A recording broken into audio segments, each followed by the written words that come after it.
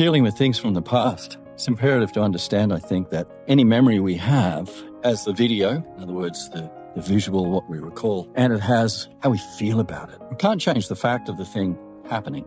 It happened. But we can change how we feel about it. And that's the important thing, because the emotion around it, and in some circles in kinesiology, this is called the percentage of negative emotional charge. In other words, what percentage is, how high is it when you think of it? So a lot of therapies will be a common thread to sort of pull these things online, discuss them endlessly, and try and find strategies within that circle. But you're still working within the narrative, still in the story. You're just recycling it and thoughts going over and over and over the past trying to solve itself through thinking. And that doesn't actually hold and just sometimes pushes it deeper into the system where you don't want to suppress it. So what we need to understand firstly, I think, and we do, I think in the main understand this, that the emotion is energy and strong energy. And that energy's been reinforced by the narrative. So you've got this cycle between the head and the heart. You've got this loop. You could do a little drawing with a circle going round and round, and one reinforces the other. And so over time, you've got a trauma and you come to someone and they say, okay, think about, oh no, I don't want to think about it. I just want to lock that drawer, close that door, turn that wall into wallpaper. Because the uncomfortable feeling, which you've never been able to dissolve, stays there, and the energy is quite strong. So it's not enough to try and wish it away. What we need to do is understand that all time is now. And so when we hold a state of presence here and a positive chi field, where we have this interaction between the human energy field and the original chi of nature, Yuan chi, and create this synergy through our intent and through our stillness, we then have enough energy to be able to deal with this. So when we're in the present, when we're in the presence of the present, we have the energy we need, if we developed a strong chi field and we have that understanding,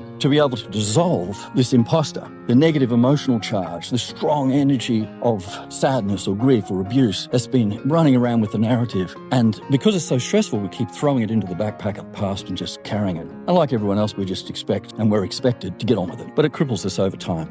It prevents us having the relationships we want and the vitality we want. So firstly, presence is the first thing. So you would say that the advancing of human potential begins with presence. It's the beginning, middle, and end of it. But presence isn't just a state of just sitting and watching the birds. It's embodying that, having full attention to where you are and what you're doing, and then understanding high Qigong principles and be able to establish a really strong, coherent chi field or be in the presence of someone that does that. Then we can dissolve this thing. So the threat level in terms of the amygdala and your fight or flight response reduces or disappears altogether. And so you just have the event, and you don't have this now cycling effect between the brain and the heart with the narrative and the feeling constantly running anymore. So over time, the narrative's left with nothing to hit because you've dissolved the emotion. So in the present, when we have a coherent chi field in the present, we're completely there. The system finds a bit of difficulty holding trauma from the past and a coherent state of presence. So what happens is the threat level disappears or dissolves nearly completely or completely. And so we're left with just the narrative, and over time the narrative gets bored because it's got nothing to hit.